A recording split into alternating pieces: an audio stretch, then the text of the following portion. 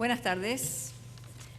En esta mitad de la jornada vespertina de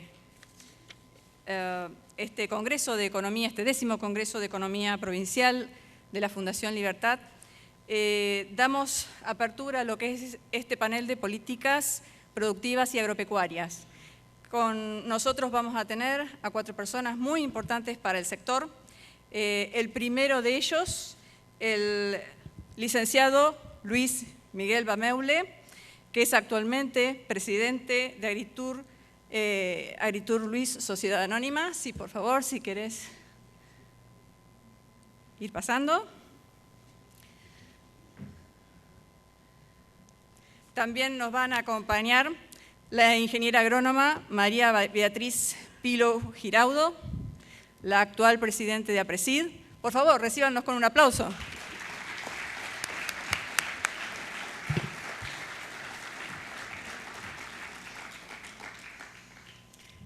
Nos acompaña también el doctor Rubén Ferrero, que es el actual presidente de Confederaciones Rurales Argentinas, CRA.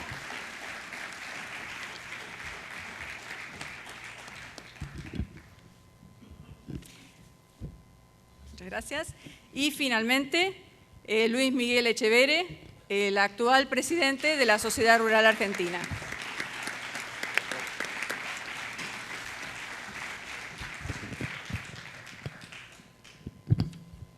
Ok, entonces para dar inicio a este panel, el primero que se va a dirigir a ustedes es el licenciado Luis Miguel Bameule, quien actualmente preside Agritur San Luis Sociedad Anónima. Tiene una extensísima y reconocida trayectoria dentro del sector empresario agroindustrial.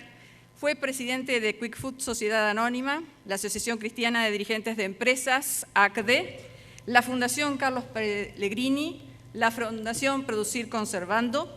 Ocupó además la vicepresidencia de Quick Food Marfrig en Argentina y de la COPAL. Es miembro de la Asociación Empresaria Argentina, miembro de la Fundación Banco de Alimentos, miembro de la Fundación Libertad y Progreso y es miembro de la Comisión Directiva de la Sociedad Rural Argentina. Un aplauso, Luis.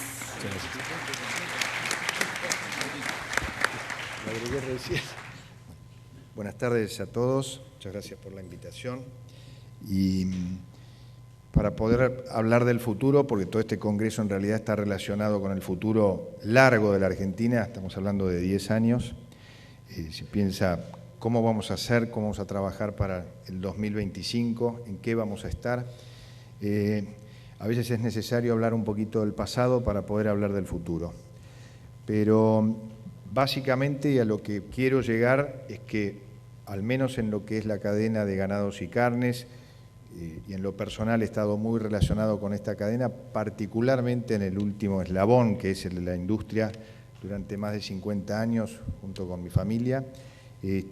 Hemos ido acumulando una experiencia grande y la verdad es que tenemos que reconocer y no tenemos ninguna duda de que el futuro Argentina lo tiene, obviamente haciendo algunas cosas básicas razonablemente bien.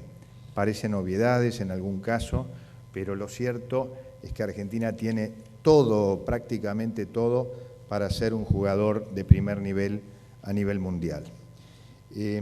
Voy a pasar rápidamente algunas diapositivas, algunas filminas, para que tengamos una idea de cómo estamos y qué es lo que ha sucedido, por lo menos en los últimos tiempos. Esta es la evolución del stock vacuno argentino. Parece una curva que no dice demasiado, más que mostrar una baja. Lo que está queriendo decir esta curva es que en los últimos 10 años nos perdimos casi el 20% del stock ganadero. Un stock que era de promedio 60, 59, 61 millones de cabezas, está hoy en 51 millones de cabezas. Esto es una pérdida de capital para la Argentina, es una pérdida de reservas para la Argentina. Por otro lado, en el mundo la carne vacuna no está retrocediendo. El comercio de la carne vacuna está subiendo. Fíjense los principales consumidores del mundo. Argentina todavía está peleando por momentos primero, por momentos segundo como consumidor. Fue el primer consumidor del mundo desde hace 150 años. Desde que hay registros en la historia, Argentina ha sido el primer consumidor mundial. Uruguay, tal vez en algún momento, por momentos, nos pasa como consumidor.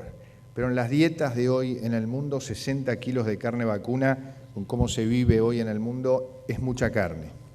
No debería seguramente ser mucho más de 60, 62 kilos, quizás hasta algunos menos. El promedio de consumo del mundo en este momento es de 10 kilos por habitante. Europa, para que tengan una idea, está en 16, 17 kilos. Estados Unidos está en 40, estabilizado hace unos cuantos años. Brasil está en 38, hace 15 años consumía la mitad. La carne vacuna es un producto de lujo en el mundo, caro, mucho más caro que las carnes que lo sustituyen, que el cerdo, que el pollo. Fíjense que China consume 6, la India 4. Esto lo que marca son los mercados potenciales de Argentina. Esto marca lo que puede crecer el comercio. Pero si ustedes se fijan, y esto es el comercio mundial.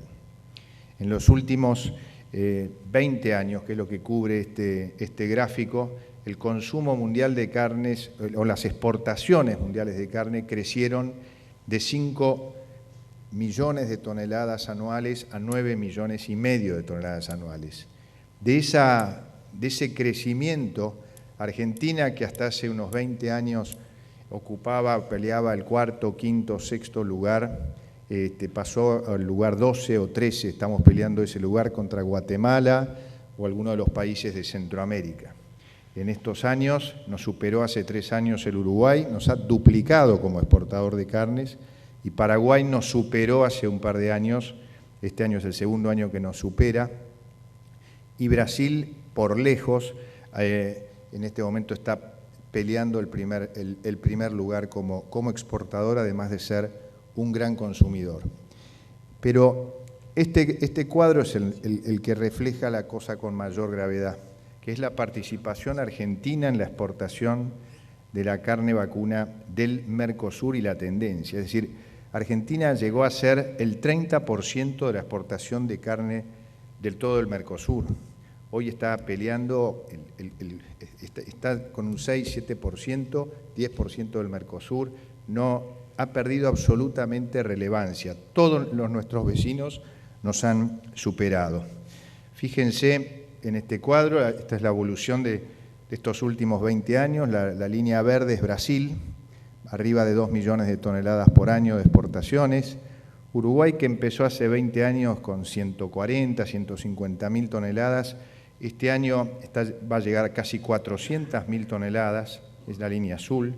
Paraguay, que no exportaba prácticamente carne desde el año 2000 para acá, viene subiendo y este año hará entre 250 y 280.000 toneladas.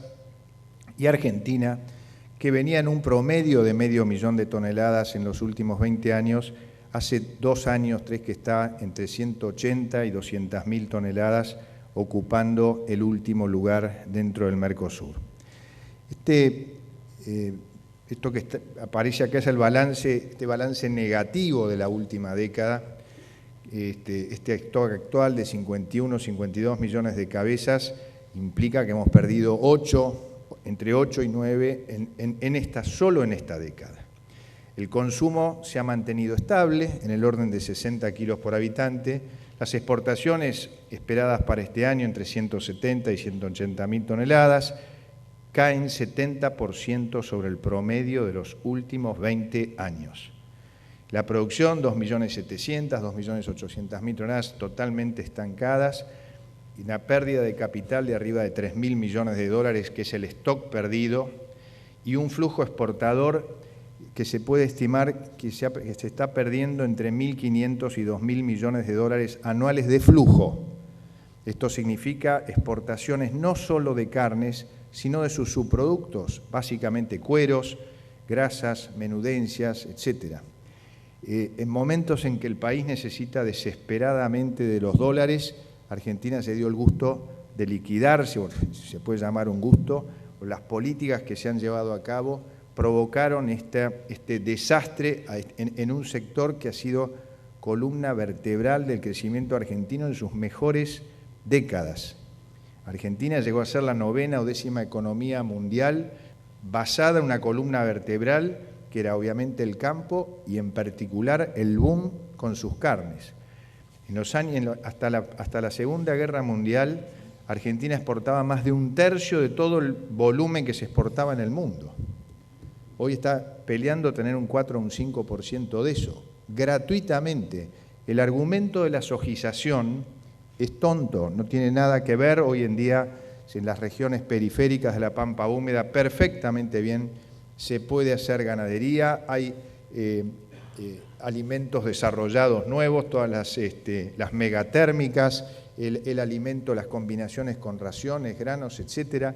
Tenemos buena genética. Todavía los turistas que vienen a la Argentina, que nunca llegaron a recibir carne de Argentina, por ejemplo los japoneses, lo primero que hacen es ir a comer carne vacuna. Es lo que se llamaba una marca país. Para graficar esto con un ejemplo muy personal, nosotros en el año 2005, justamente como exportadores, dijimos vamos a poner un restaurante en Barcelona, elegimos esa ciudad porque teníamos contactos allá, para consumir carne y vino argentino. Un restaurante bien puesto, no una parrilla vulgar, sino un restaurante bien hecho. El día de la inauguración de ese restaurante, Argentina prohibió la exportación de carne, 14 de marzo del 2006. El mismo día, meses y meses antes se nos insistía que había que agregar valor, que había que vender carne al plato, que la marca argentina, que esto y que el otro. Eso nos pasó en el transcurso de un mismo gobierno. El impulso a desarrollar la marca y el castigo absoluto a la exportación. 3 meses después empezaba el Mundial de Fútbol en Alemania. Argentina no pudo cumplir con ninguno de sus compromisos de carnes de alto precio para el Mundial de Fútbol de Alemania. Tuvimos que suplir el abastecimiento desde nuestra fábrica. Tenemos una fábrica en el Uruguay que cubrió toda esa demanda. Argentina ayudó a los países competidores a que sus carnes se hicieran conocer más y mejor con esa prohibición de exportación. Esto demuestra lo que es una campaña o una política errada que no sirvió prácticamente para nada, porque de cada novillo que vaya todo lo que se pueda a exportación, hay alrededor de un 40% del animal cuyos cortes no tienen colocación en ningún otro país del mundo que no sea la Argentina, Uruguay o el sur de Brasil. Todo el parrillero no lo quiere nadie en el mundo. Cuantos más lomos, bifes, etcétera, vendamos al exterior, más parrilleros, que son muchos kilos por animal, quedan en nuestro país.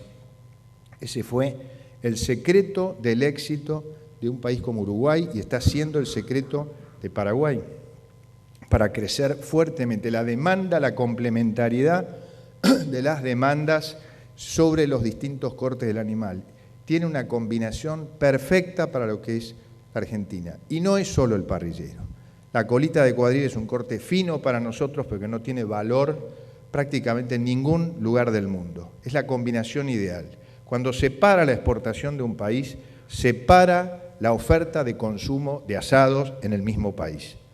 Este razonamiento no nos hicieron caso, no lo quisieron ver, las razones no importan, políticas las que fueran.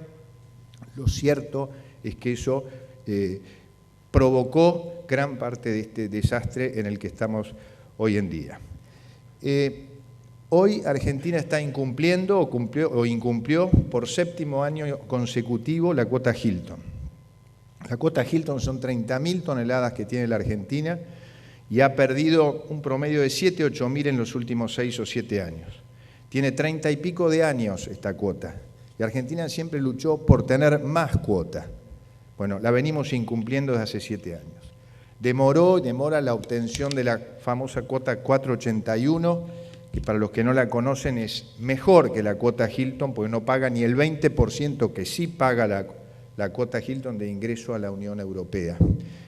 Argentina es el último que va a entrar. Uruguay ya entró, Canadá ya entró, Estados Unidos ya entró, Australia ya entró. Son carnes que pueden venir alimentadas en feedlot. Todo lo contrario de el caso de la Hilton, que no tiene que haber pasado los animales por el feedlot. No avanzó firmemente sobre el mercado chino. Últimamente fue una delegación a Rusia a tratar de vender más carne, pero al mismo tiempo, mientras ellos estaban allá, en Buenos Aires se decía se suspenden 15 días los permisos de exportación. Es decir, este tipo de cosas, este tipo de arbitrariedades, en una cadena como la de ganado y carne, que es una cadena larga y lenta. La decisión de sembrar soja, girasol, lo que fuera, se toma una vez por temporada, una vez por año, y al año siguiente uno puede tomar otra decisión. El que se mete con un plantel ganadero pensando en generar novillos para exportación o vacas para reproducción, son proyectos de muy largo plazo que requieren gran inversión y estabilidad de reglas. Ninguna de las dos cosas se han cumplido en la Argentina y, como dice la Biblia, por los frutos lo conoceréis. Así no fue. Esto también es tan grosero que también sería muy fácil revertirlo. Por lo tanto, todo esto nos lleva a pensar que tan complicado no es cambiar la tendencia. Sin duda va a haber que manejar esa transición con cuidado, porque durante un tiempo puede haber una cierta, y va a haber una retención ganadera importante para volver a formar los planteles. Pero algún día hay que empezar y el inversor, el productor, tiene que tener una garantía mínima de que no se le van a cambiar las reglas. Las causas de ese balance negativo, políticas cerradas. Por supuesto, la primera en su momento, hace 8 o 9 años, se quitaron los reintegros de impuestos, después las retenciones, primero a 5, después al 15, después la amenaza de llevarlas a 25%, los ROE. Argentina es el único país exportador de carne que requiere un permiso previo para poder concretar una operación. Es no entender cómo funcionan estos mercados. Ningún otro país lo tiene y solo traba los negocios. Encajes. Hemos tenido obligación de retener 3 kilos por cada kilo que pedíamos permiso para exportar, por si el Estado necesitaba que volcáramos más carne al mercado interno. Como dije antes, esto es absolutamente natural y pasa sin ningún problema en una industria como esta, digamos, en la compensada asignación de carne entre la exportación y el mercado interno. Las prohibiciones parciales, totales, de la no entrega de cuota Hilton, lo que fuera, cupos semanales, mensuales, baratas, la obligación de vender a un precio bill ciertos cortes para dar un permiso de exportar, 13 cortes a precios oficiales, precios máximos a cortes principales y algunos productos elaborados, el famoso sistema que les decía de 3,5 kilos por 1, discrecionalidad con la cuota Hilton de tipo que quieran. Bueno, todo esto nos ha llevado a esa situación. Eso es historia. El potencial. Tenemos genética, tenemos calidad, tenemos unos cuantos procesadores eficientes, ya no tantos, porque después de 10 años hay que volver a reinvertir en una industria que ha estado muy golpeada. Nuestros competidores han crecido y han crecido a nuestra costa y va a haber que invertir mucho dinero para volver a ser competitivos. La imagen es potente, aunque un poco diluida en el último tiempo. El alimento para los animales es barato y abundante. Por supuesto, hay mucho para mejorar, pero las posibilidades son muy concretas y firmes. Hay que aprovechar a pleno este potencial productor, el prestigio de la marca argentina, optimizar las demandas complementarias que mencionábamos. Esto va a aumentar el empleo, el ingreso de divisas, menos gente que sin trabajo se va a poblar el cinturón del Gran Buenos Aires, con todo lo que eso significa. Necesitamos, sí, reglas claras y estables, políticas de largo plazo. En Uruguay los principales partidos políticos se sentaron un día y dijeron, estas son las condiciones que garantizamos y solo una ley del Congreso con mayoría absoluta las puede cambiar. Eso trajo confianza, trajo inversión y trajo los resultados que se están viendo ahora. A todo lo que mencioné se agrega el cepo cambiario. Ninguno de nuestros competidores tiene cepo cambiario. no tienen problemas para importar una máquina, un repuesto de una máquina, no hay un diferencial entre el cambio de exportación, no se conoce lo que es el contado con liqui, ni se conoce lo que es blue, ni ninguna de esas cosas raras. Y esto no pasa solo en Estados Unidos y Canadá, pasa en el Uruguay, pasa en el Paraguay, pasa en el Brasil. Obviamente las retenciones va a haber que eliminarlas, quizás haya que algunas mantenerlas con un programa para ir llevando a cero a lo largo del tiempo. Se puede sostener un consumo importante de carne vacuna. Ahora tenemos buenas industrias sustitutas. Si la carne vacuna tiene un precio artificialmente barato, esas carnes sustitutas mueren.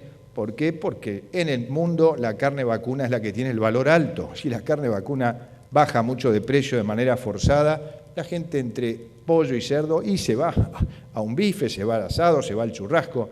Tiene que tener el precio que tiene que tener. Algún día tenemos que alinearnos con el mundo, que es el que está creciendo de verdad. Necesitamos un SENASA fortalecido, que tenga prestigio, porque hay que aprobar las plantas, las fábricas, etcétera. Se tienen que generar más productos con valor agregado y, por supuesto, hay que hacer negociaciones exteriores que sean consistentes.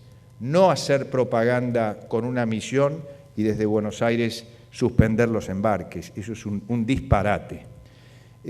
Para el sector ganadero, y acá me ato a algunas propuestas que a mí me alcanzó en su momento un especialista, Víctor Tonelli, sin duda el objetivo es el aumento de marcación de terneros, la mejora en el manejo del rodeo, pero acá la variable fundamental se llama precio y reglas claras, nada más que ir en ese sentido. No se requieren cosas raras. Se habla tanto de vaca muerta hoy en día, tiene un enorme potencial, sin ninguna duda, pero tenemos las vacas vivas que las tenemos ahí dando vueltas y cada vez son menos, cada vez son menos.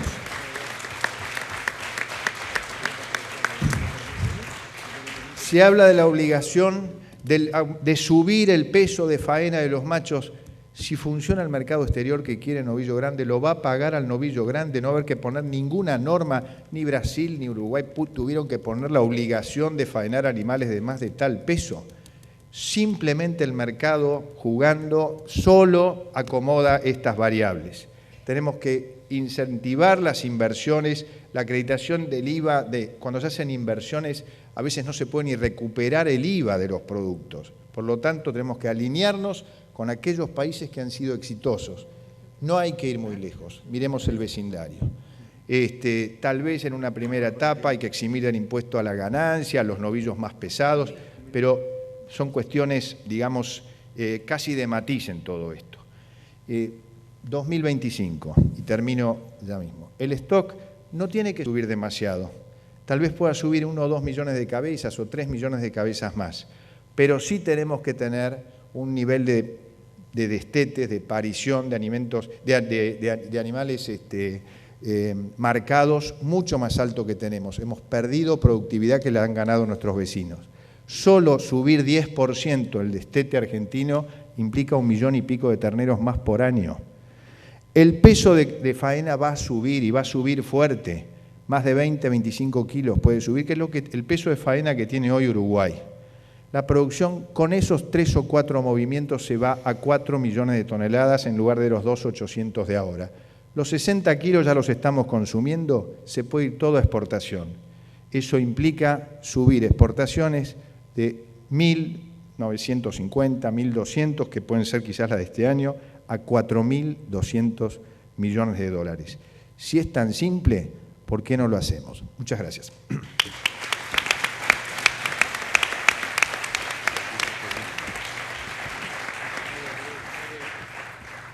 Muchas gracias, Luis Bameule.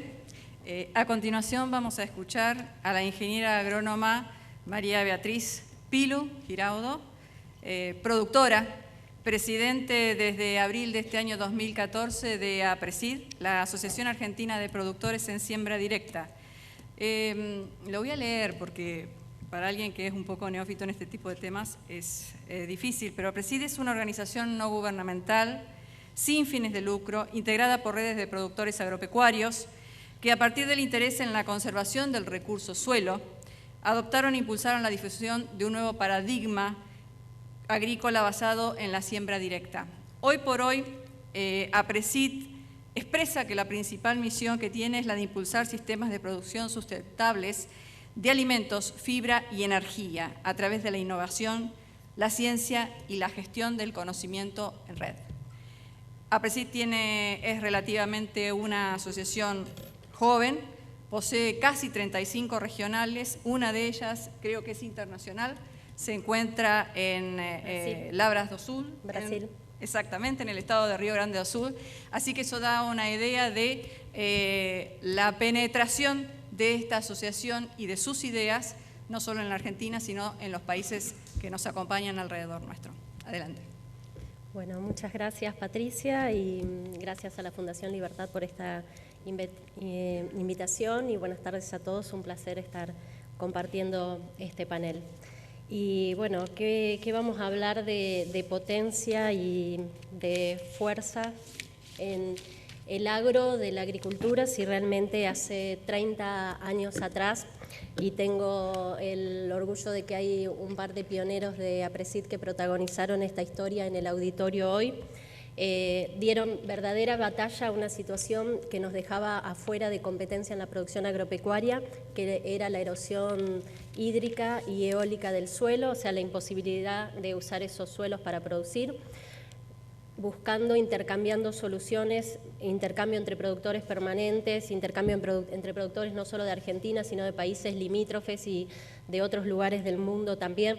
Encontraron en la siembra directa la solución a sus problemas. Detuvieron prácticamente en forma definitiva el problema que tenían, la necesidad de captar el agua de lluvia en los suelos, esa agua de lluvia que pegaba sobre los suelos desnudos, pulverizados por las labranzas, y hacían que no solo se perdiera el agua, sino que también esa agua se llevara las partículas del suelo. Y ese suelo, cuando se secaba, se volaba por el viento, una condición fatal que hacía imposible pensar en una producción estable y mucho menos en una producción creciente.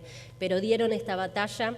Hoy, después de 25, 30 años, mostramos orgullosamente que esto que definitivamente logró una masividad vertiginosa fue a partir de la introducción de los organismos genéticamente modificados, precisamente la soja resistente al glifosato, que permitió una facilidad en todo el manejo de los cultivos y de las malezas que quedan en los rastrojos del cultivo anterior, y sin lugar a dudas eso fue una gran ayuda para que esto sea vertiginoso, y hoy nos ocupa en un lugar de liderazgo a nivel mundial, con más de 90% de la superficie agrícola en el país bajo siembra directa, cuando en el mundo solo ocupa un 8% del total de la superficie cultivada.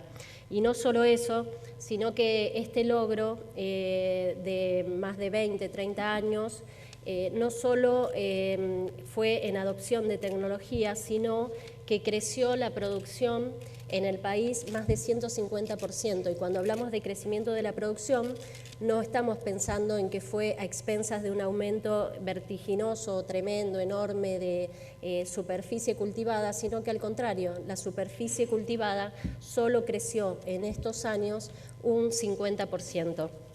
Realmente un logro enorme para el país, una perspectiva excelente, pero ¿qué pasa? ¿En qué situación estábamos cuando esto empezó? La soja prácticamente no ocupaba más del 40% de la superficie cultivada, situación que lamentablemente a lo largo de los años y las últimas 3 campañas, y seguramente nos estamos sumergiendo a la peor de las campañas en ese sentido, la soja está ocupando un lugar que alcanza o supera, depende de los lugares, el 70% de la superficie que se cultiva. Y podríamos decir, bueno, ¿qué tiene de malo? Buenísimo, más producción de soja con todos los beneficios que eso tiene para el país y para el mundo. El problema es cuando la composición de lo que se cultiva ocupa un lugar tan grande que pone en serio riesgo la sustentabilidad del sistema, y estamos hablando directamente en afectar la productividad de los suelos.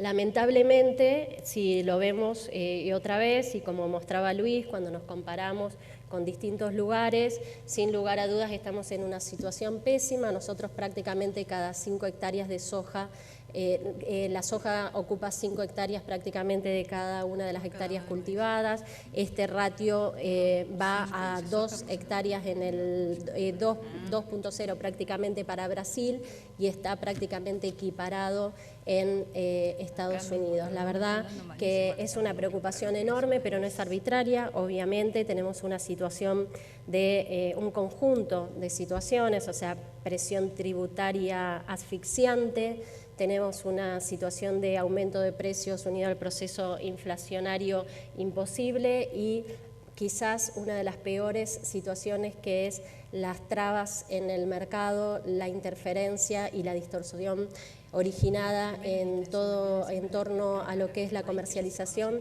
que realmente pone hoy al productor en una situación de fragilidad tal que lo único que puede hacer es optar por una alternativa de supervivencia. Y es una picardía porque realmente todo este desarrollo que empezó, como decíamos, hace 30 años, basado en la siembra directa, que no se acaba en la siembra directa hace que no se mueva más el suelo, que eso implica un enorme beneficio para la productividad de los suelos y la fertilidad, pero también permite que estos suelos estén cubiertos con los cultivos y esto es necesario que contemple una rotación de cultivos, o sea, una alternancia de cultivos que no solo extraen nutrientes de manera diferencial, sino también que hacen un aporte diferente de material orgánico al suelo para mantener o mejorar esta fertilidad.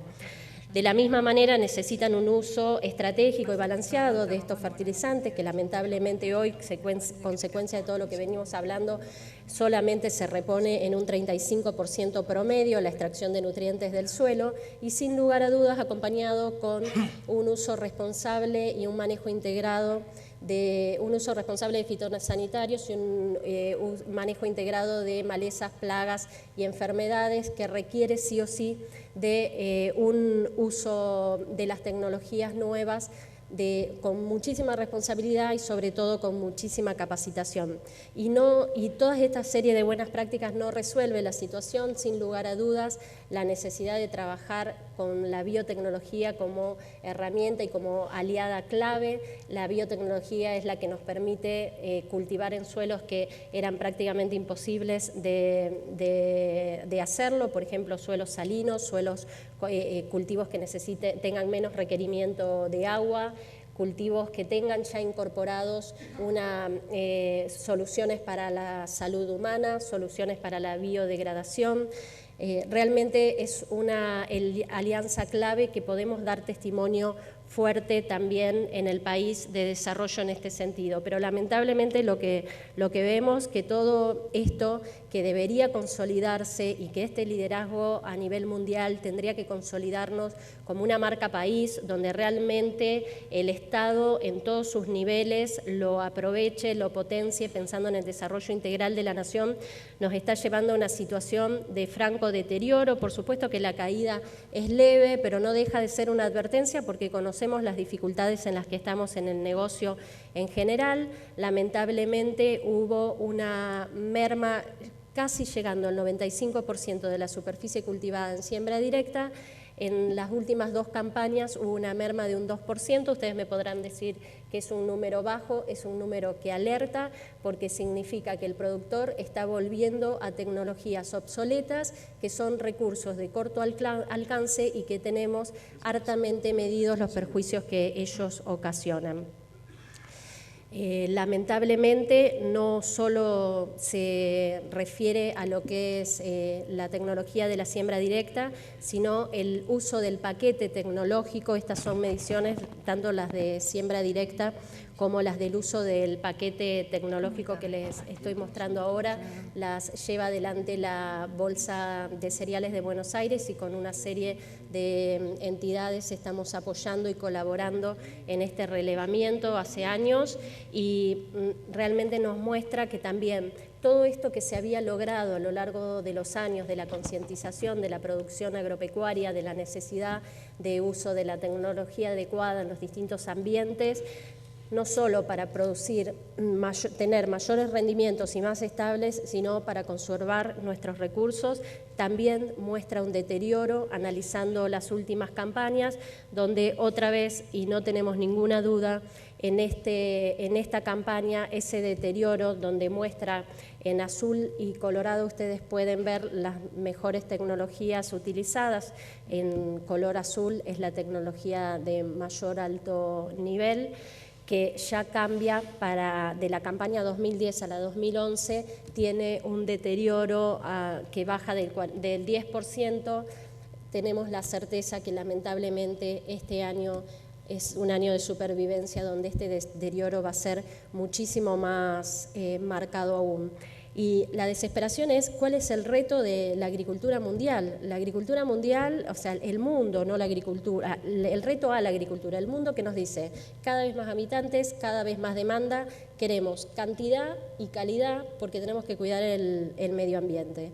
Y nosotros realmente en Argentina, insisto, estamos pero tremendamente preparados, o sea, venimos preparándonos y no es utopía, son resultados de 25, 30 años y en algunos casos exceden los 30 años de resultados, donde ese detenimiento de la erosión hídrica y eólica de los suelos supera el 90%. Reducimos un 70% la evaporación del agua directa del suelo. Somos muchísimo más eficientes produciendo, con la misma cantidad de agua, produciendo granos. Prácticamente duplicamos esa eficiencia.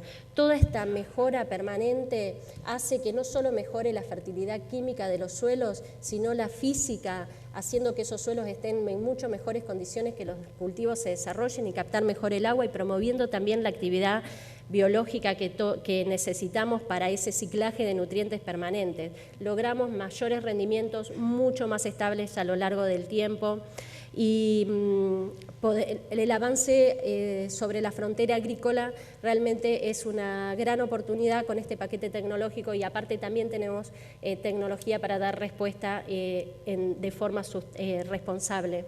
Y hoy en día acabamos de cerrar y ya empezando una nueva versión de un estudio analizando toda esta situación que les vengo detallando, que tiene información única en el mundo, una unidad de negocio dependiente del Ministerio de Ciencia y Tecnología de la Nación, que lideró el científico Luis Wohl de la Universidad Nacional de Quilmes, 12 organismos de investigación, públicos y privados, una compañía Rizobacter, una empresa agropecuaria Grupo Romagnoli, APRESID como ONG, estudiando los suelos en estado virgen, naturales, como la naturaleza nos los entregó, los suelos con las prácticas agrícolas que proponemos de APRESID, aspirando a la sustentabilidad en todos sus ejes, y los suelos de prácticas no sustentables. Les detallo las prácticas no sustentables: monocultivos, sojeros, siembra directa, baja reposición de nutrientes. Evidentemente muy ligado a lo que hoy estamos haciendo, lamentablemente nos está empujando a la situación actual. A grandes rasgos, más allá de que esta información está dando vueltas el mundo por lo rica que es y va a generar una nueva versión, a grandes rasgos les cuento que la propuesta de APRESID con el suelo virgen tiene muchísimas cosas en común y nada tienen las malas prácticas agrícolas con el suelo en común. Pero sí todavía las buenas prácticas tienen mucho en común con las malas prácticas o las prácticas no sustentables, lo que implica que estamos en un camino de evolución de mejora continua y no podemos bajar los brazos seguir trabajando en este sentido. Pero el convencimiento es absoluto, o sea, cuando en estos días se vuelve a relanzar el PEA y las famosas metas y pensar en los 160 millones de hectáreas, 160 millones de toneladas para el 2020, nosotros decimos eso es fácilmente alcanzable y no tenemos que ir al 2020, en 2 años lo podemos alcanzar. Hay muchísimos estudios que lo evidencian, prácticamente en la totalidad de las áreas del país, el productor que usa las buenas prácticas agrícolas de sustentabilidad duplica la producción media. Ustedes acá pueden ver en un contexto, en el departamento Marco Juárez, donde la soja ocupa el 70% de la rotación del cultivo, solo el 20% trigo soja y 10% maíz, produce 4 toneladas por hectárea por año. Un productor con buenas prácticas agrícolas, donde intensifica la rotación, haciendo maíz y trigo soja 50% y 50%, más que duplica produciendo un promedio de 10 toneladas por hectárea año. Y eso, si lo llevamos a otra zona, como es el partido de Bragado en Buenos Aires, pasa exactamente lo mismo y les podríamos mostrar y detallar muchísimas otras zonas del país. Realmente el paquete en la agricultura lo tenemos ajustado para dar respuesta no solo en lo productivo y que se traslade a un resultado económico positivo y que esto se haga cuidando los recursos, el suelo, el agua, la tierra, sobre todo poder promover y realmente impulsar el desarrollo local de las localidades en las que vivimos. Este paquete debe mantenerse a lo largo del tiempo. También asumimos el desafío de salir y contarle a la sociedad. Hacemos el mea culpa que realmente no contábamos lo que hacíamos y estamos yendo a los colegios, a los consejos deliberantes, a las cámaras de legisladores de las distintas provincias, contarles lo que hacemos, cómo lo hacemos, escuchar las dudas, escuchar los interrogantes, tratar de mejorar la comunicación y mejorar las prácticas que hacemos en el día a día. También desmistificando el famoso valor agregado que realmente la potencia que tiene todo este modelo de producción en el campo argentino, la generación de redes, la innovación, la red de servicios, la potencia de la bioeconomía que realmente hace que personas tengan la valentía en momentos tan adversos de crear nuevas compañías como fue Bioceres hace un poquito más de 10 años, que empezó muy tímidamente como productora de semillas, luego se asoció con el CONICET a través del Ministerio de Ciencia y Tecnología, creó el Polo Biotecnológico, uno de los mejores de Latinoamérica, no deja de hacer joint venture permanentemente apuntando a la mejora y a la respuesta en este sentido. Y también les podría mostrar otro caso del clúster del maíz en lo que es Río Cuarto, donde hay un desarrollo importantísimo en el proyecto Bio 4 y bioeléctrica para la generación de energías renovables, energías a través de el cultivo del maíz o del sorgo. Realmente estas tecnologías no tienen escala, no tienen región, realmente lo que es importante para el uso de estas tecnologías es la correcta transferencia, hacerlo adecuadamente para cada situación en particular, no solo ambiental, sino cultural, y también ahí es fundamental las políticas que regulen y que acompañen para llevar adelante esto. No trabajamos solos, trabajamos siendo parte de la Alianza Mundial por el Suelo para mantener los suelos vivos. Somos las únicas 2 sillas de productores que tenemos en el mundo en FAO, cuidando los suelos. Una la tiene Brasil, otra la tiene Argentina, en reconocimiento de lo que es este desarrollo. Indudablemente no trabajamos solos, la red de articulación interinstitucional y multidisciplinaria donde cada uno aporta la idoneidad en su área específica es clave para dar respuesta a todo esto. Nos acabamos de presentar como CAPAS, la Confederación Americana de Asociaciones para la Agricultura Sustentable, en conjunto Brasil, Argentina, Paraguay y Brasil, para ser sedes del Congreso Mundial de Conservación en 2017. Lo ganamos, así que Rosario va a ser la sede de este mundial y vamos a tener la posibilidad de mostrarle al planeta lo que es nuestra tecnología. Ojalá tengamos definitivamente otra condición para hacerlo, y nosotros no le tenemos miedo a los desafíos, les decimos que sí, los tomamos, les buscamos soluciones, somos expertos en avisorar los desafíos venideros y tratar de buscar soluciones alternativas, siempre basados en la ciencia, trabajando intensamente en la red de inteligencia colaborativa, de intercambio permanente y de generosidad de todo lo que cada uno sabe, pero sin lugar a dudas necesitamos de políticas de gobierno previsibles, claras, estables, que reglamenten jurídicamente a todas las actividades de este país. Soñamos con realmente trabajar en un país donde se fomente la generación de riqueza, donde se haga obviamente una correcta recaudación impositiva, pero que esa recaudación retorne a los lugares de orígenes, fomente más inversión y sobre todo vuelva en servicios y en calidad de servicios y sobre todo atención a las poblaciones menos favorecidas. Me sumo a Luis, está todo disponible, realmente tocando 2, 3 mecanismos claves que no sé si lamentablemente en suerte casi compartimos en todas las actividades. la situación se revierte dramáticamente y lo más asombroso es que estamos hablando de pensar en un país con oportunidades para todos. Esta es la posibilidad de realmente no solo soñar, sino hacer realidad un país con oportunidades para todos. Estamos listos, estamos preparados, estamos en movimiento, estamos trabajando permanentemente. Muchísimas gracias.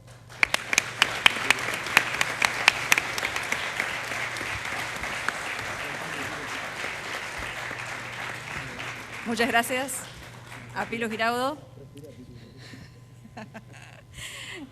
Ahora viene la parte del panel de las dos organizaciones agremiadas de productores.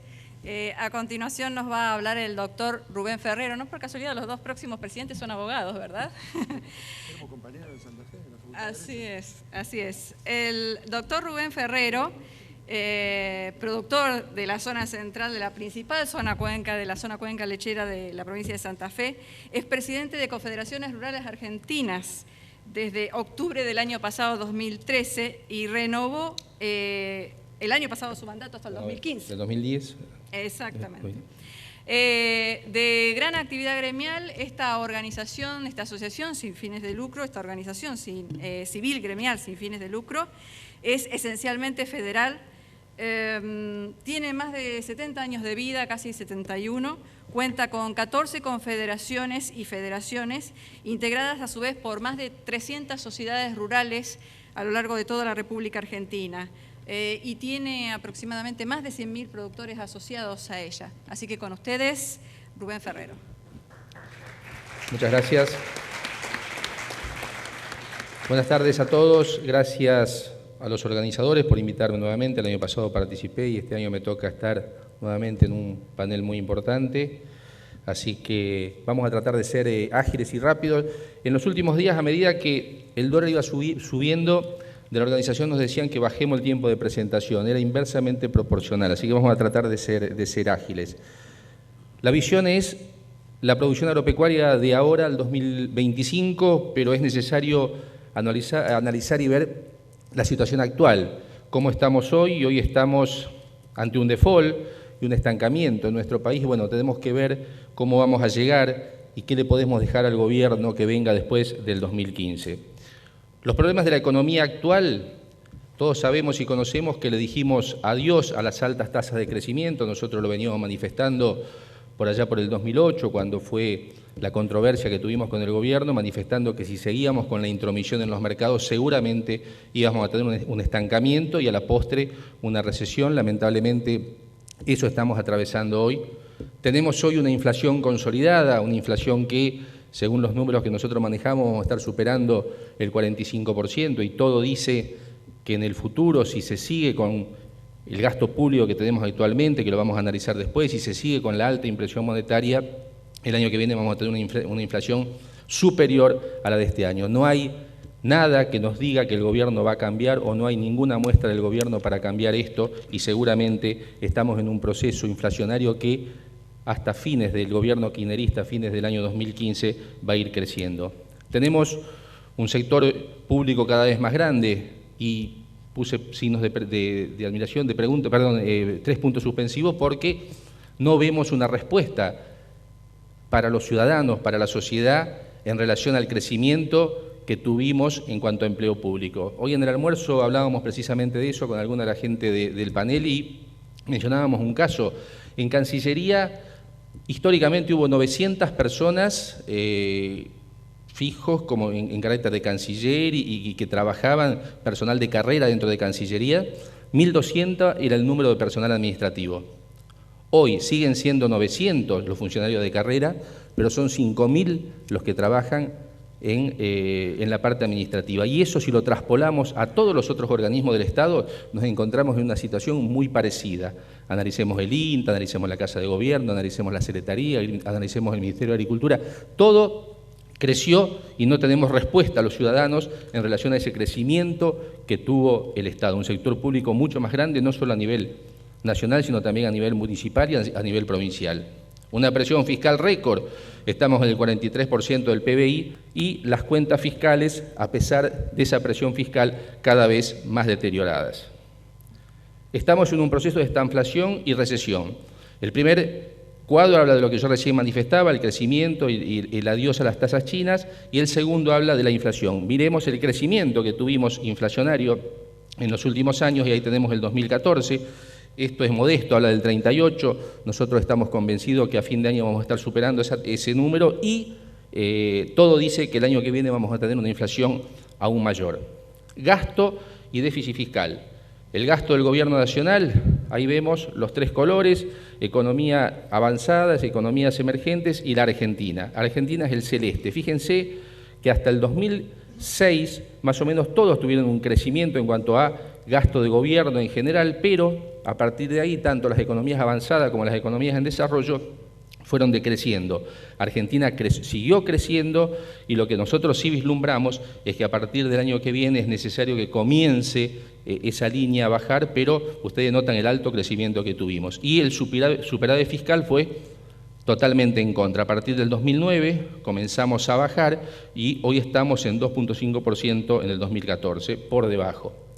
Los nuevos problemas de la economía. Sumado a lo que recién manifestábamos y el problema que tenemos en Argentina, nos encontramos con una caída de precios internacionales aproximadamente de un 25%, una producción agropecuaria estancada. Recién Luis hablaba de lo que pasa en materia y lo que pasó en materia cárnica. Podemos, y todos sabemos lo que pasó en materia de trigo, tuvimos la peor siembra en 100 años, estamos estancados en materia de leche de 1999 a la fecha. Quiere decir que esto, de la mano a su vez del default y la pérdida de reserva que no permite que tengamos ingreso de divisa para el acompañamiento de las producciones, hace que estemos en una situación verdaderamente complicada. Por último, ley de abastecimiento, sé que Luis Miguel al final se va a referir más específicamente a ella, pero es algo que nos quita posibilidad de poder ingresar finanzas, de poder acompañar al país en un momento muy complicado. Acá tenemos el cuadro de la soja.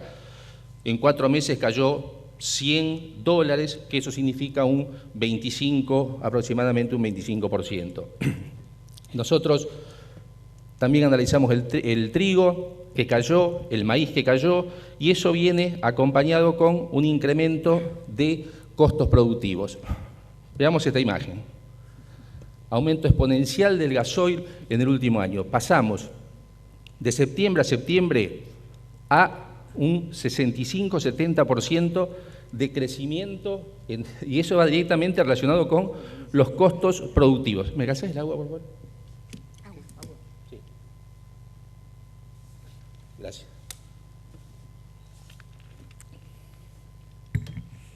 Gracias. Eso viene directamente con los costos productivos. Trasladar hoy un maíz desde Salta a Rosario representa 450, 500 pesos contra los 800 pesos que obtiene el productor en origen. Es prácticamente imposible producir en esas condiciones hoy.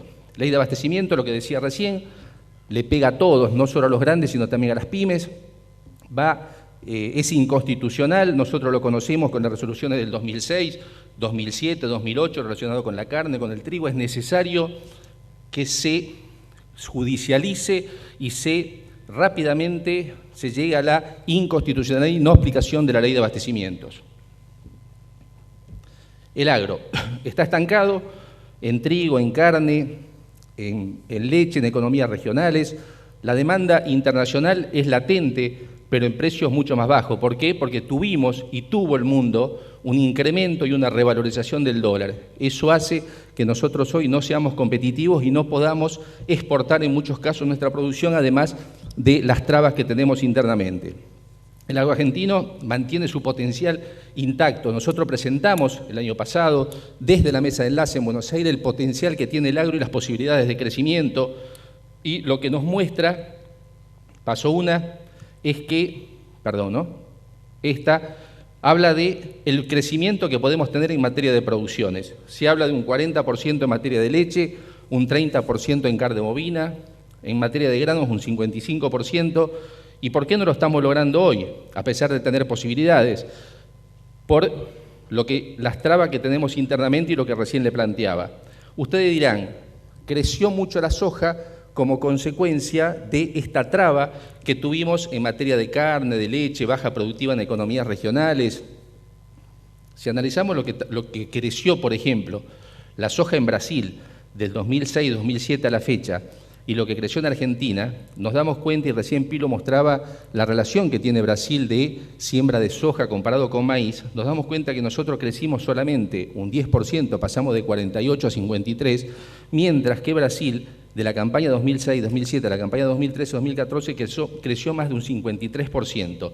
No es verdad que crecimos muchísimo en soja y caímos en las otras producciones, caímos en todas las producciones. Y les puedo asegurar que este año seguramente la superficie sembrada de soja va a ser inferior a la del último año que tuvimos. ¿Por qué? Por lo que decía antes, dejaron de ser rentables muchas regiones y muchas zonas de nuestro país.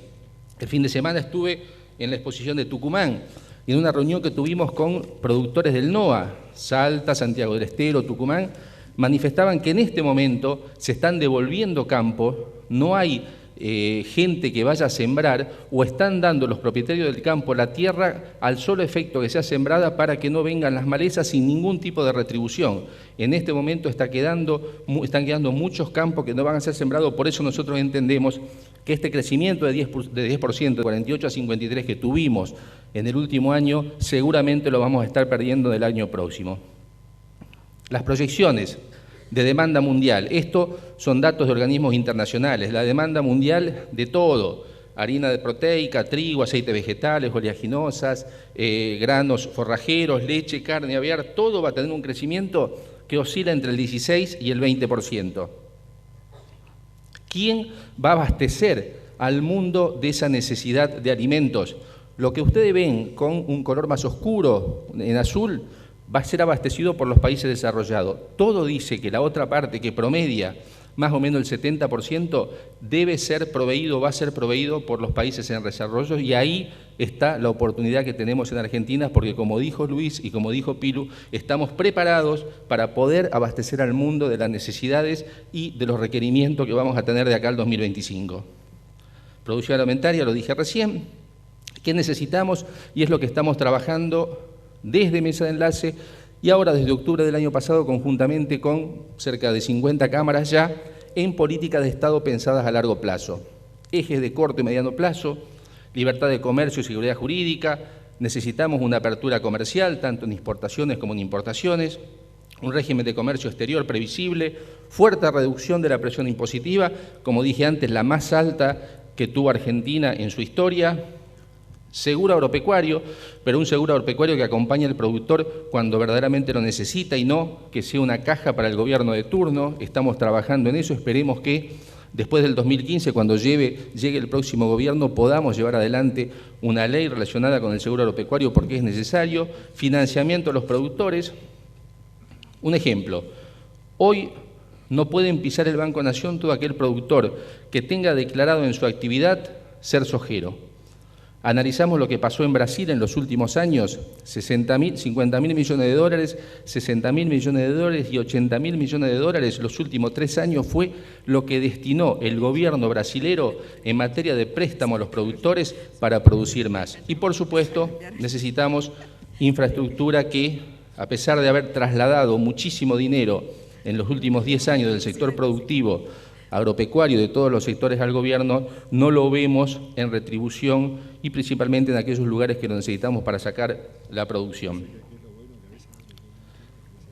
¿Por qué puse a Mujica? Quise bajar un video, no pude, solamente tengo el audio. Me tocó participar la semana pasada, el fin de semana pasado, no el anterior, en la exposición, conjuntamente estaba Luis Miguel también, en la exposición de Montevideo del Prado, una exposición rural muy importante, la más grande de Brasil. A nosotros nos vienen preguntando por qué el gobierno nacional hace lo que hace con relación al campo. Y nos dicen, ¿será revanchismo? ¿Será ideológico?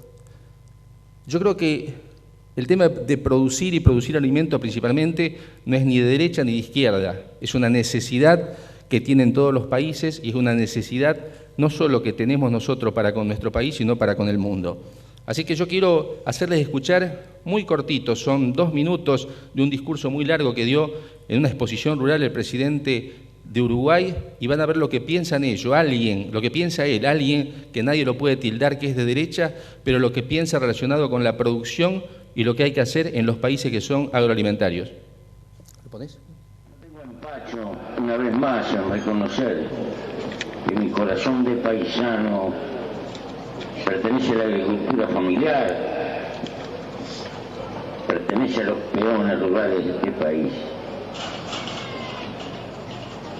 Pero cuando uno está con la responsabilidad de gobernar, objetivamente tiene la obligación de darse cuenta que este país tiene una honda dependencia de la capacidad de exportar y que la aguja de la economía y la marcha de esta sociedad está pautada por ese fenómeno, y eso se llama todas las ramas de la agricultura empresarial. No podíamos mover la aguja con el mundo familiar al cual nosotros pertenecemos. Y no es cuestión de abandonar la agricultura familiar, es precisamente cuestión de entender el papel que cumple en este Uruguay agroexportador, utilizar un país no necesariamente llenarlo de chimenea, es generar más valor en menos tiempo. Más valor en menos tiempo. Y hace muchos años, más de 20 años, lo afirmaba en algún lugar, y ahora me siento contento porque la academia lo empieza a fundamentar, que no se podía comparar el maíz de mi abuelo, de 700 kilos por año, con el maíz de hoy, que puede dar 8 o 10 mil, porque hay una cantidad de valor agregado, ciencia, conocimiento, multiplicación, y eso es multiplicación de valor. Pero en este país parece que si producís alimentos, sos primario, o qué sé yo, hay que tener vergüenza por ser productor de alimentos, y no hay que tener vergüenza, hay que tener orgullo, y la industrialización del país va en vía de profundizar y desarrollar el campo. Gracias. No hay que tener vergüenza de ser productores de alimentos. Un país agroexportador tiene que exportar, y no creo que este hombre lo tilden de derecha. Nosotros estamos trabajando fuertemente para que en el futuro podamos reconquistar mercados, sabemos que lo podemos hacer, tenemos todos los motores en marcha, pero lamentablemente tenemos un gobierno que no entiende como entendió Uruguay, y por eso presentó Luis los números que presentó relacionados en materia de carne, y por eso hoy Paraguay, Brasil y otros países están como están. Muchas gracias.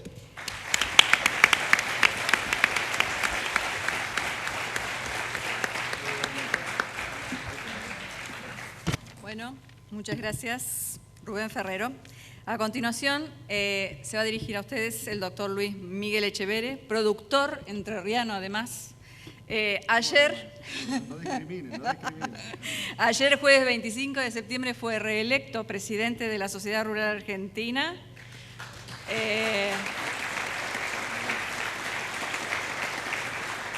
Responsabilidad que le tocará jugar hasta el año 2016, cuando la Sociedad Rural Argentina cumplirá los 150 años de vida. La Sociedad Rural Argentina es una asociación gremial de productores con un Consejo Federal que congrega 114 sociedades rurales del interior. La acción de la Sociedad Rural Argentina ha permitido canalizar las inquietudes de los distintos productores agropecuarios que surgen y generar respuestas que esos mismos productores demandan para cada una de las problemáticas que surgen en las distintas regiones.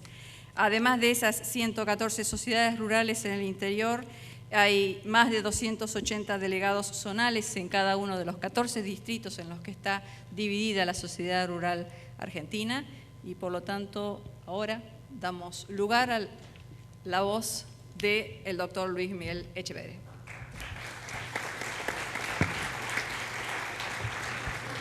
Muchas gracias. Quiero agradecer a la Fundación Libertad por la invitación para poder encontrarme con ustedes, para poder traerles nuestro mensaje. También quiero agradecer la posibilidad de estar en este panel tan prestigioso junto a Luis Mameule, a Pilo Giraudo y a Rubén Ferrero. Y antes de empezar, medio nos pusimos de acuerdo, nos dividimos un poquito el trabajo para no repetir cuestiones que lleguen a aburrir, y a mí me tocó la parte de fundamentar qué es lo que hace falta para llegar a lo que dice la convocatoria, que es el desafío de aquí al año 2025. Y voy a empezar de atrás para adelante. El desafío, la conclusión, es que de aquí a 2025 vamos a necesitar la institucionalidad, ¿no? El gran desafío que tenemos de aquí al 2025 es la institucionalidad, y les voy a pasar a fundamentar por qué. Aquí claramente las tres personas que me precedieron dijeron muy claro qué pasó con diferentes actividades en la Argentina, con la carne, con la leche, por qué llegamos a este momento, qué es lo que está pasando con la producción, de qué manera producimos y por qué. Y hay un denominador común, que es que en todas estas actividades y en todo este tiempo faltó justamente un marco institucional que contuviera a todos los sectores de la economía para que tuvieran previsibilidad y a la vez ejercer y poder llegar a mostrar todo su potencial. ¿A qué me refiero con esto? Que en la medida que esta gran maquinaria, que es la producción de alimentos que tiene Argentina, que es un sector que es realmente primer mundo en lo que es nuestro país. La producción de alimentos en la Argentina, la sofisticada manera que tenemos los argentinos para producir alimentos, marca tendencia a nivel mundial. Y aquí podemos dar varios ejemplos. Por ejemplo, el ejemplo de Apresid, donde se producen cada vez más alimentos. En los últimos 10 años se duplicó la producción de granos en la misma superficie, de una manera amigable con el medio ambiente, como es la siembra directa. O sea que producimos de una manera amigable con el medio ambiente. También lo hacemos de una manera en colaboración con otros productores, y eso es ACREA. O sea, una gran técnica de cooperación donde supuestos o de antemano competidores se reúnen entre sí con la asistencia de un técnico, ven cuáles son las mejores técnicas que hay que desarrollar, detectan los errores y los modifican, y no solamente eso, sino que publican los resultados de esas experiencias gratuitamente para que otros productores se beneficien. O sea, fíjense cómo dos técnicas que fueron inventadas en otros países se desarrollaron fuertemente acá en nuestro país y ayudaron a que se produjese cada vez más y de una manera amigable con el medio ambiente. Bueno, esa es la realidad de la producción argentina, pero como todas las cosas, si no hay una solución integral, si no hay un marco institucional que haga que eso funcione, hasta eso mismo se puede arruinar. Y eso es lo que pasó en estos últimos 11 años con el gobierno. Acá voy a atar estos últimos 10 años con lo que está sucediendo ahora con la ley de abastecimiento, porque decimos que no hace falta que ahora se aplique la ley de abastecimiento para saber si va a tener buenos o malos resultados, porque hace 11 años se vienen aplicando, de hecho, lo que se sancionó en esta ley con pésimos resultados. A pesar de la sofisticación de lo que es la siembra directa, el asociativismo de los grupos CREA y la pasión por producir que tiene el productor argentino, que es un sector joven, dinámico, que arriesga, que investiga, a pesar de todo eso, por falta de institucionalidad, no logramos expresar todo nuestro potencial productivo y tampoco logramos aprovechar la gran oportunidad que nos dio el mundo en estos últimos años. ¿Y cómo lo hizo el gobierno? Con lo que pretende ahora aplicar con la ley de abastecimiento, interviniendo en los mercados, poniendo precios máximos, precios mínimos, prohibiciones de importar, prohibiciones de exportar. O sea, todas cuestiones que le quitaron institucionalidad, que les quitaron previsibilidad a una actividad de largo plazo y de alto riesgo como es la actividad agropecuaria en cualquier parte del mundo. Dicho esto, tenemos que dar un paso para adelante. Decimos, bueno, si decimos que el problema de fue la falta de institucionalidad y ese va a ser el gran desafío, ¿cómo logramos eso? Y acá es donde estamos involucrados todos nosotros, no solamente los que ahora circunstancialmente nos está tocando ocupar cargos en nuestras entidades, que ya todos tenemos fecha de vencimiento, sino de todos los que están acá adentro y de todos los que nosotros podamos influir. De cara a las elecciones del año que viene, tenemos un gran desafío de dar un salto cualitativo en lo que es institucionalidad en nuestro país. Tenemos algo a favor, que ya sabemos perfectamente qué es lo que no tenemos que hacer si queremos que, en este caso, el campo o toda la Argentina pueda expresar todo su potencial. Si algo que le tenemos que agradecer a este gobierno nefasto que va a terminar el año que viene es que hizo las cosas de tal manera que quedó perfectamente grabado en nuestro país qué es lo que no hay que hacer nunca más si no queremos seguir arruinando a la producción argentina.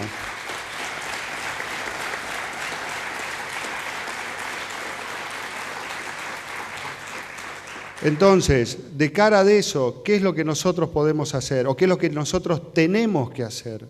Buscar el compromiso de los que vayan a competir el año que viene en las elecciones presidenciales para que claramente tomen posición con respecto, en este caso, a lo que va a ser el marco institucional del campo y también el marco institucional de toda la Argentina.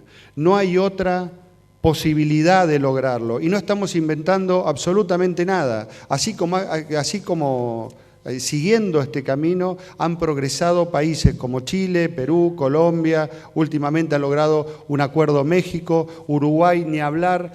O sea, buscar un sector público o que se genere un sector público para que esté, en este caso, a la altura de la sofisticación de la producción de alimentos que tiene la Argentina y también a la altura de todas las actividades económicas que se llevan adelante en nuestro país. Ansiamos, tenemos que trabajar y lograr el compromiso para que haya funcionarios preparados, que estudien, que sepan, que conozcan la complejidad productiva de todas las actividades económicas de la Argentina, no que nos vengan a zanatear, no que vengan a inventar, no que sigan viniendo a prueba y error.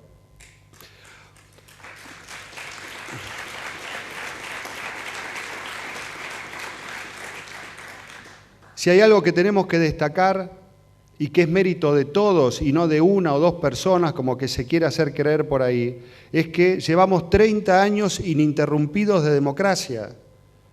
Este maravilloso logro de todos nosotros, de todos los argentinos, hace que podamos comparar y hace que podamos ver si las cosas que nos prometieron se cumplieron o no, o si eran verdad o si fueron mentira. El país es como cualquiera de nuestras casas. Si nosotros dejamos la basura y no la sacamos a la noche, otro no lo va a hacer por nosotros. Y si se sigue amontonando la basura, vamos a tener un problema. Después de 30 años ininterrumpidos de democracia, queda clarísimo quién dice la verdad, quién mintió, quién vino con un programa o quién vino a prueba y error a ver qué pasaba, o al revés, o que han prometido una cosa y han hecho exactamente lo contrario. Entonces, a nuestro entender, ¿qué desafío tenemos a un año y pico de las elecciones donde todavía no sabemos quién va a ser el próximo presidente de la Argentina? Lograr el compromiso de todas las fuerzas políticas a que se comprometan con la opinión pública y que nos digan claramente qué van a hacer. Para eso, primero tenemos que nosotros hacer el trabajo. El campo lo hizo el año pasado. En vez de salir a pedir, dijimos, en diciembre el 11 de diciembre del año pasado, dijimos nosotros con el mismo reglamento de nuestros competidores, uruguayos, paraguayos, brasileños, podemos dar mucho más de lo que estamos dando. En vez de 100 millones de toneladas de grano, 160 millones de toneladas. En vez de 2,8 millones de toneladas de carne, 4 millones de toneladas de carne. En vez de 11.000 millones de litros de leche, 18.000 millones de litros de leche por año. ¿Qué necesitamos? El mismo reglamento que tiene nuestra competencia. Ellos están jugando al fútbol con el reglamento del fútbol. Nosotros pretendemos jugar al fútbol con el reglamento del automovilismo. Y así no da. Estamos en otra frecuencia. Entonces, instamos a la clase política el año pasado a que digan claramente qué van a hacer. Ya con el campo lo hicieron. 3 fuerzas políticas, el Frente Renovador, la Unión Cívica Radical y el PRO. Y ahora, como bien dijo Rubén Ferrero, a fin de año, el día 27 de noviembre, junto con el Foro de Convergencia, vamos a hacer lo mismo con el país. Vamos a presentar la potencialidad de la Argentina, pero otra vez, pidiendo una clase pública, una clase política que esté a la altura del desafío, con funcionarios que conozcan su trabajo, que se comprometan, que estén a la altura de lo que significa poder gobernar un país tan fantástico como es la Argentina, y no solamente por recursos naturales, sino sobre todo por recursos humanos. Aquí no hay mucha salida, y vuelvo un poquito atrás con lo que le estaba diciendo antes. No depende de los dirigentes, depende exclusivamente del trabajo que cada uno de ustedes y nosotros hagamos para lograrlo. Porque como en ejemplo de la basura, nadie lo va a hacer en nuestro lugar. Si alguien cree que va a venir, que nosotros votando cada 2 años y quejándonos entre votación y votación, el país va a cambiar, bueno, ya sabemos que no, porque hace 30 años venimos haciendo eso y no hubo ningún cambio. Entonces busquemos algo diferente, involucremos nuestras personas. Hay muchos que lo hacen, pero seguramente, o mejor dicho, estoy seguro, no alcanzó. Vamos a necesitar más tiempo todavía, más esfuerzo para lograr que eso suceda y que nadie va a hacer en nuestro lugar. Si creemos que alguien va a venir a nuestra empresa, a nuestro campo o nuestro estudio y va a decir, bueno, mirá, ustedes tienen problemas, o a nuestro país va a venir un grupo de, no sé, austríacos, suizos, van a decir, bueno, muchachos, voten, después váyanse de vacaciones, nosotros nos vamos a ocupar de arreglar el país y ustedes cuando vuelvan dentro de 2 años, ya va a estar todo listo, le damos la llave y siguen funcionando. Bueno, eso no va a suceder. En la medida que nosotros no busquemos esos compromisos por parte de los que nos representan, nadie los va a hacer en nuestro lugar. Y como decíamos recién, hay pruebas de países que tuvieron la humildad y trabajaron para lograr esos acuerdos y como premio han tenido y tienen un crecimiento sostenido, como Chile. Por supuesto que van a seguir teniendo problemas, pero en la medida que estén trabajando en conjunto lo público y lo privado, esos problemas seguramente se van a solucionar, más temprano que tarde. Así que aquí ha habido 3 fantásticas exposiciones de lo que es la Argentina y de lo que puede ser.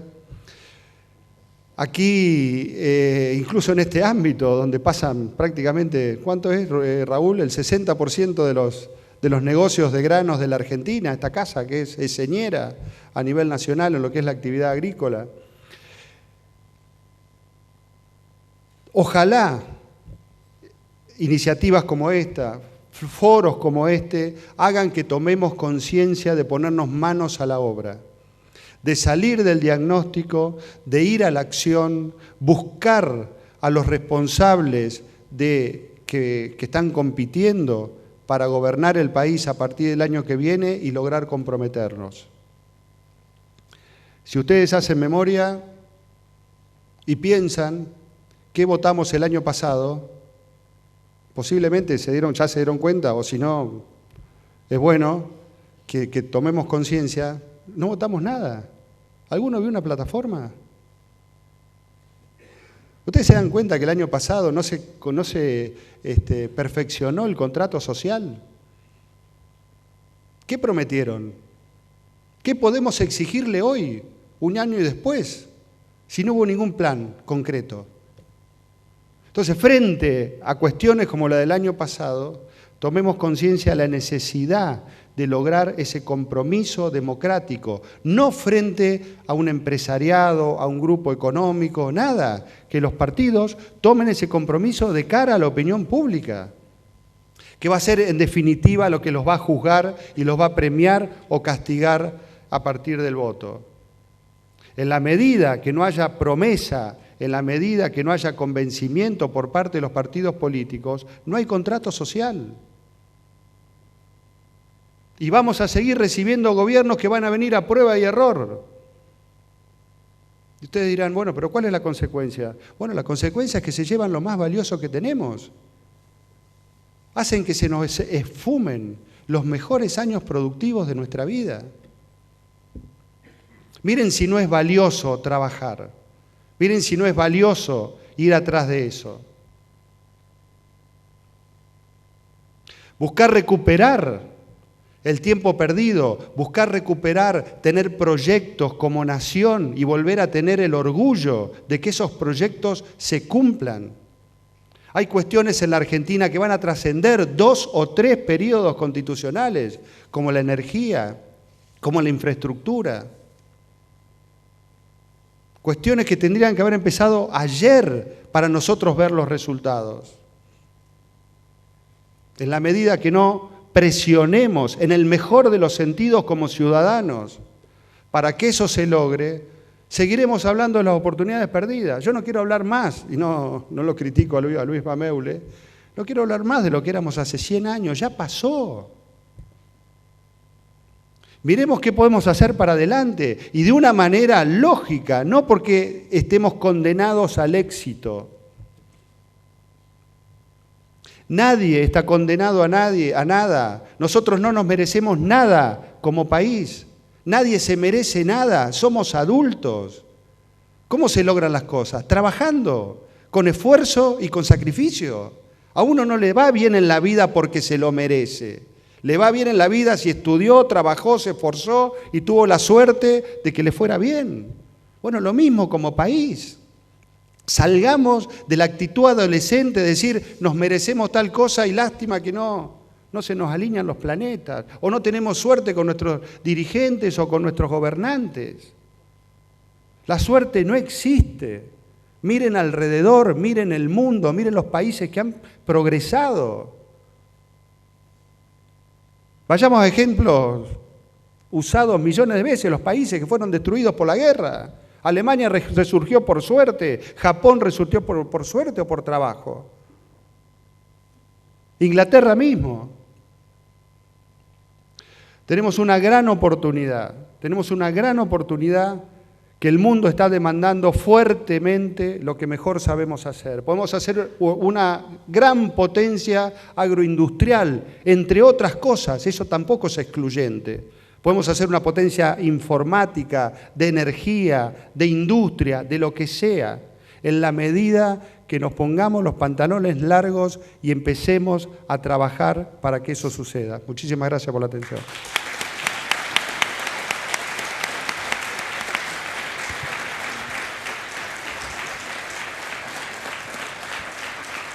Prolongamos un poquitito más el aplauso para despedir finalmente a las 4 personas que hoy nos dieron su opinión. Luis Miguel Mameule, Pilo Giraudo, Rubén Ferrero, Luis Miguel Echeverría.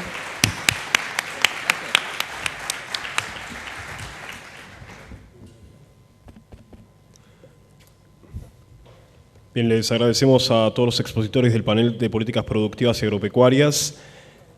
Convocamos al señor Alberto Medina Méndez, presidente de la Fundación Club de la Libertad, y el señor Miguel Ángel Cortés para su presentación sobre Europa, España y América Latina, una agenda para la libertad. Les recordamos que pueden participar a través de Twitter mediante el hashtag #XCEP para vertir opiniones o comentarios.